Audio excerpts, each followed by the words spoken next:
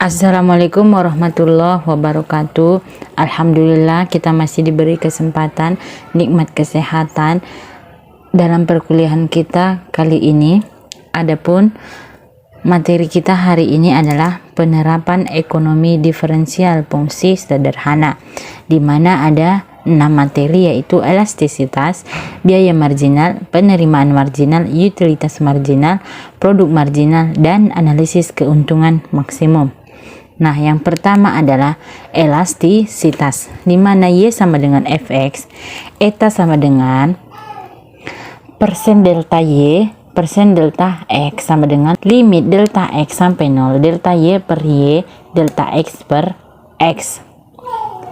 Sama dengan dy per dx dikali x per y, di mana nilai mutlak eta lebih besar dari 1, maka dia elastisitas. Jika nilai mutlak eta sama dengan 1, maka dia sama dengan uniter. Jika nilai mutlak eta lebih kecil 1, maka dia sama dengan inelastis, di mana elastisitas permintaan sama dengan QD sama dengan FP. Maka eta D sama dengan persen delta QD per persen delta P, dimana sama dengan limit delta P sampai 0 di delta QD per QD delta P per P sama dengan dQD per dP dikali P per QD, di mana nilai mutlak eta D lebih besar dari 1, maka sama dengan elastisitas. Jika eta D sama dengan 1, maka uniter. Jika nilai eta D lebih kecil dari 1, maka inelastis.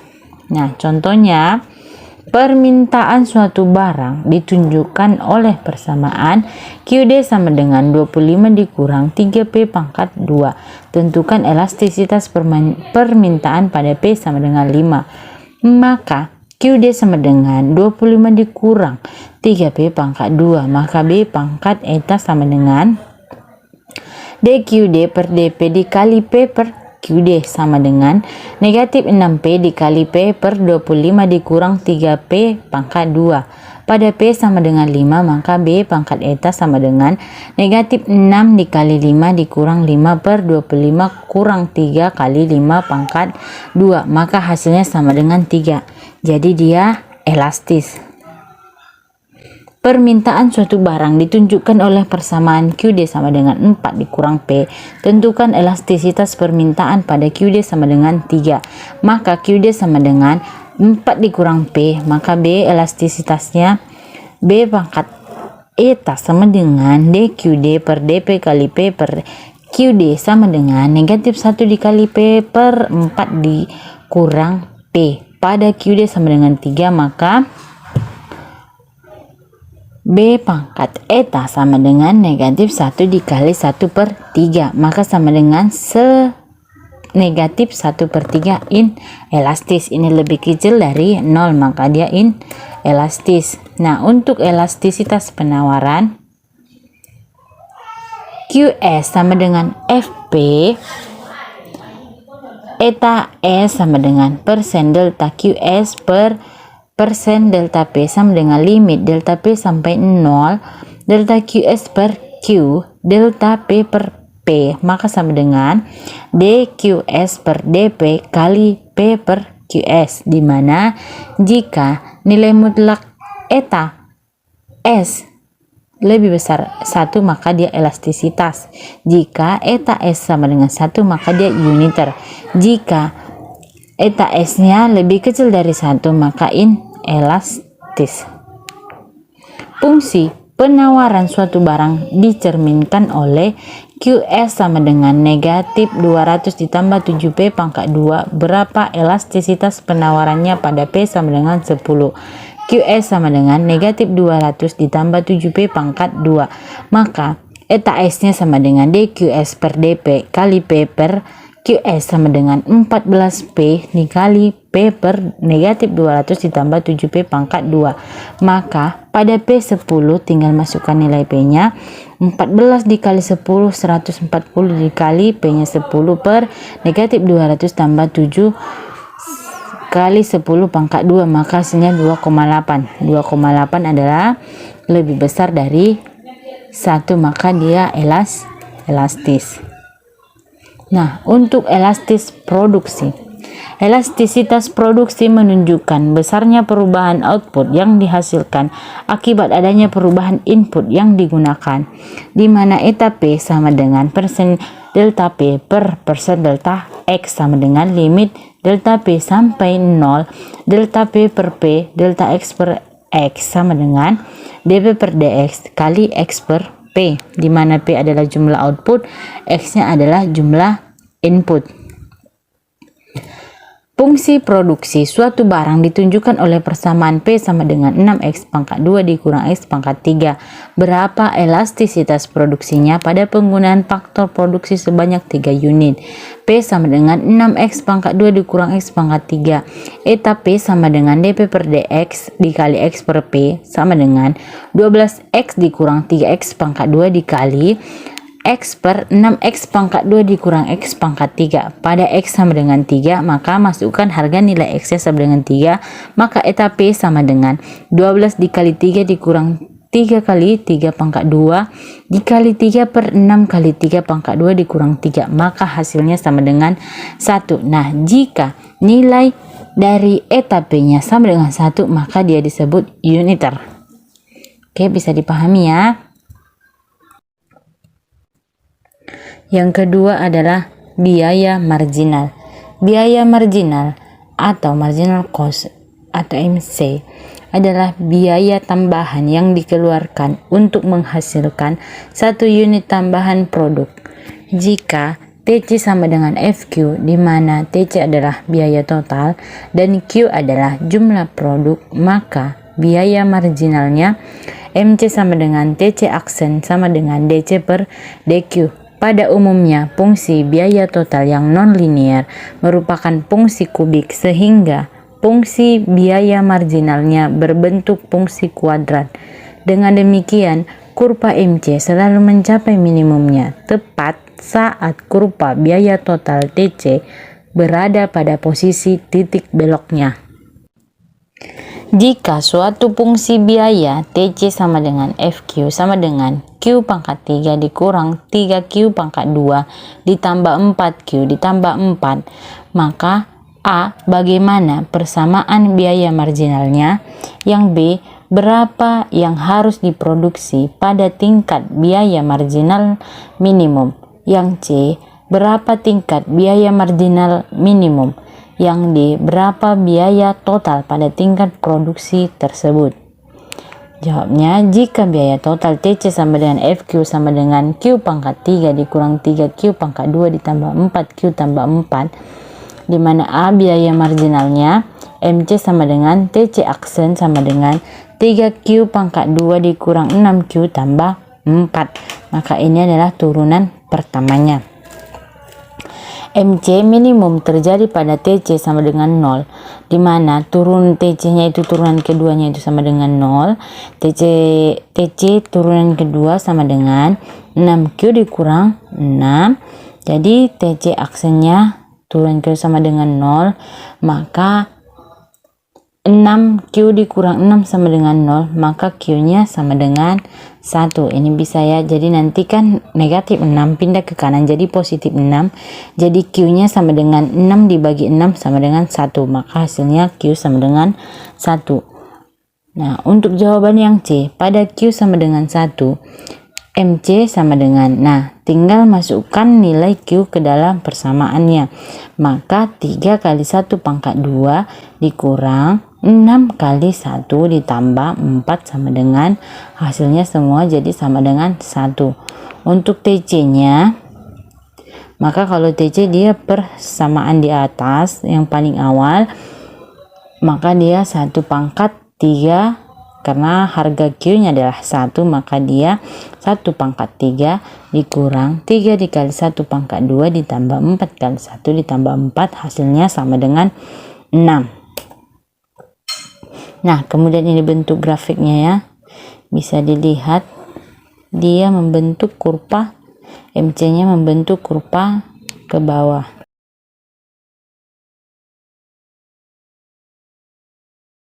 Yang ketiga adalah penerimaan marginal. Penerimaan marginal adalah penerimaan tambahan yang diperoleh dengan bertambahnya 1 unit output yang diproduksi atau terjual. Jika TR sama dengan FQ, di mana TR adalah penerimaan total dan Q adalah jumlah output, maka penerimaan marginal MR sama dengan TR aksen sama dengan DR per DQ.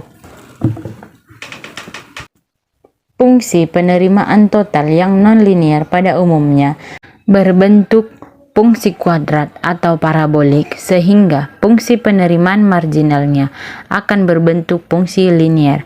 Kurva penerimaan marginal MR akan berada pada titik 0 pada saat kurva penerimaan total TR berada pada posisi maksimum. Nah, jika fungsi permintaan ditunjukkan oleh persamaan P sama dengan 16 dikurang 2Q, maka A. Bagaimana persamaan penerimaan totalnya? B. Bagaimana persamaan penerimaan marginalnya? C. Pada tingkat harga berapa penerimaan marginal sama dengan 0? D. Berapa tingkat penerimaan total maksimum? Nah, maka jawabnya, jika fungsi permintaan ditunjukkan oleh persamaan P sama dengan 16 dikurang 2Q, maka yang untuk A, TR sama dengan P dikali Q, maka 16 dikurang 2Q itu kan harga dari P dikalikan Q, jadi hasilnya 16 kali 16Q dikurang 2Q pangkat 2. Maka MR-nya, turunan pertama dari TR-nya adalah DR per DQ, hasilnya sama dengan 16 dikurang 4Q. Maka untuk C, 16 dikurang 4Q sama dengan 0, maka Q-nya sama dengan 4.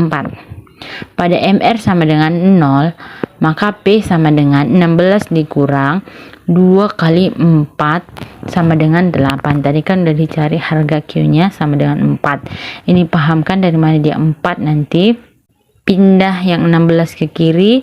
Jadi nanti dia negatif 16 dibagi negatif 4. Jadi hasilnya 4. Bisa dipahami kan? Jadi setelah diketahui harga Q-nya sama dengan 4, maka dimasukkan ke dalam persamaan P sama dengan 16 dikurang 2 kali Q-nya itu 4, maka dia 2 kali 4 hasilnya sama dengan 8. Nah, untuk yang D, TR sama dengan 16. Nah, harga Q-nya masukkan dikali 4 dikurang 2 kali 4 pangkat 2, maka hasilnya sama dengan 32. Nah, ini untuk kurvanya dia berbentuk parabolik ke bawah, terbuka ke bawah. Bisa dipahami ya, yang merah ini adalah titik P-nya, yang warna ungu adalah MR-nya, yang warna biru bentuk parabolik itu adalah TR-nya. Kemudian yang keempat adalah utilitas marginal. Utilitas marginal adalah utilitas atau kepuasan tambahan yang diperoleh konsumen setiap tambahan 1 unit barang yang dikonsumsinya.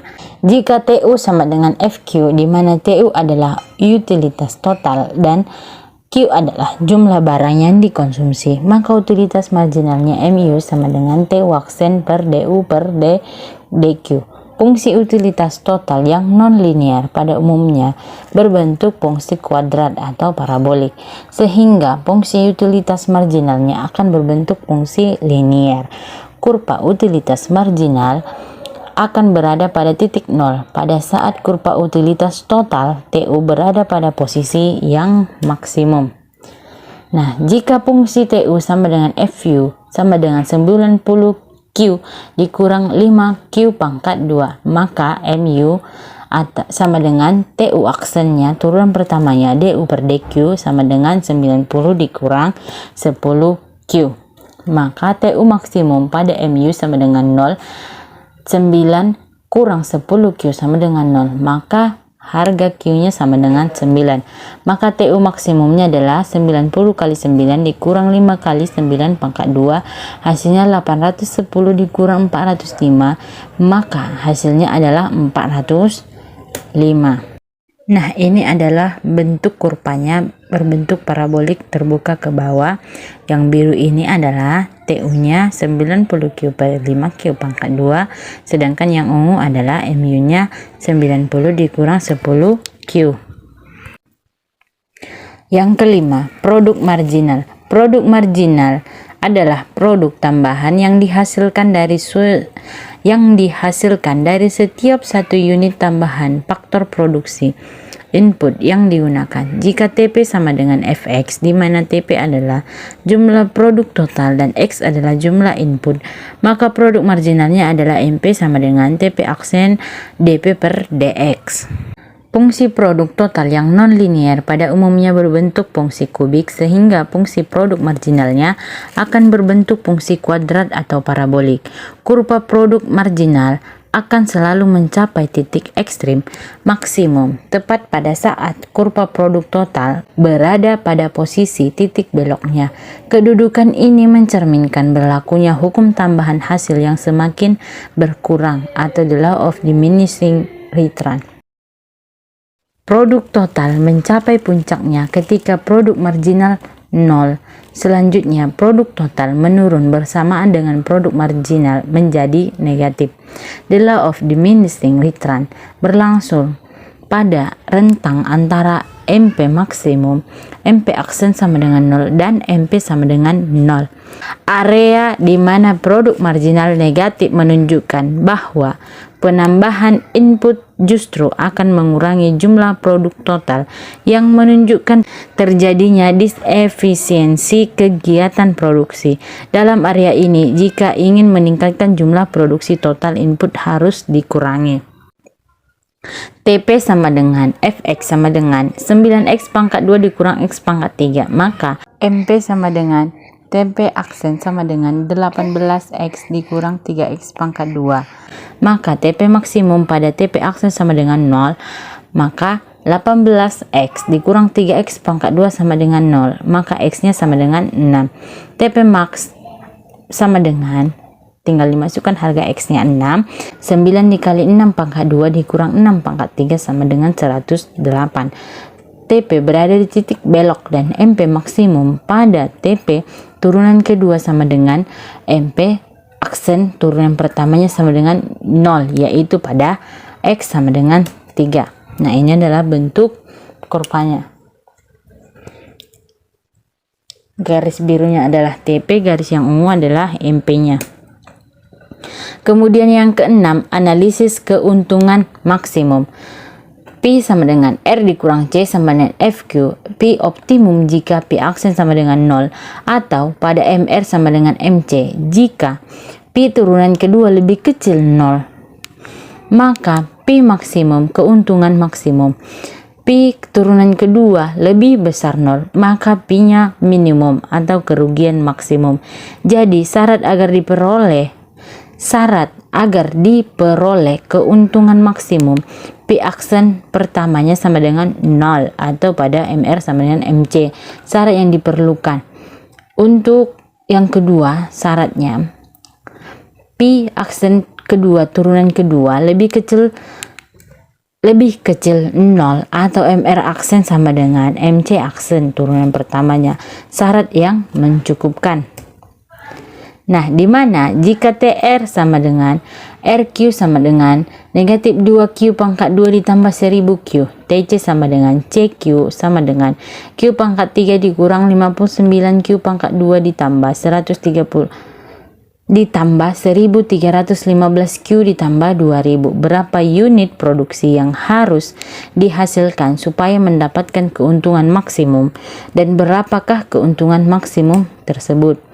Maka P sama dengan TR dikurang TC dalam kurung negatif 2Q pangkat 2 ditambah 1000Q dikurang dalam kurung Q pangkat 3 dikurang 59Q pangkat 2 ditambah 1315Q ditambah 2000 sama dengan negatif Q pangkat 3 ditambah 57Q pangkat 2 dikurang 315Q dikurang 2000. Agar keuntungannya maksimum, maka pi aksennya sama dengan 0. Nah, bisa diperhatikan persamaannya negatif 3Q pangkat 2 ditambah 114Q dikurang 315 sama dengan 0. Semua sama-sama dibagi 3, maka hasilnya negatif Q pangkat 2 ditambah 38Q dikurang 105 sama dengan 0. Maka difaktorkan negatif Q ditambah 3 Q dikurang 35 sama dengan 0. Maka Q1 sama dengan 3 dan Q2 sama dengan 35.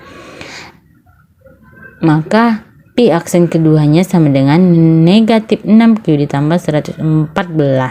Untuk Q sama dengan 3, pi aksen sama dengan negatif dikali 3 ditambah 114, maka hasilnya 96 lebih besar daripada 0. Untuk Q sama dengan 35, maka pi aksen keduanya sama dengan negatif 6 dikali 35 ditambah 114, hasilnya sama dengan negatif 96. Lebih kecil dari 0, maka dia adalah maksimum. Jadi, tingkat produksi yang menghasilkan keuntungan maksimum adalah sebesar 35 unit dengan tingkat keuntungan pi sama dengan negatif 35 pangkat 3 ditambah 57 kali 35 pangkat 2 dikurang 315 dikali 35 dikurang 2000, maka hasilnya sama dengan 13.925. Nah, sampai di sini materi kita hari ini. Semoga bisa dipahami. Jika ada pertanyaan nanti kita bahas di grup. Terima kasih, semoga ilmunya bermanfaat. Assalamualaikum warahmatullahi wabarakatuh.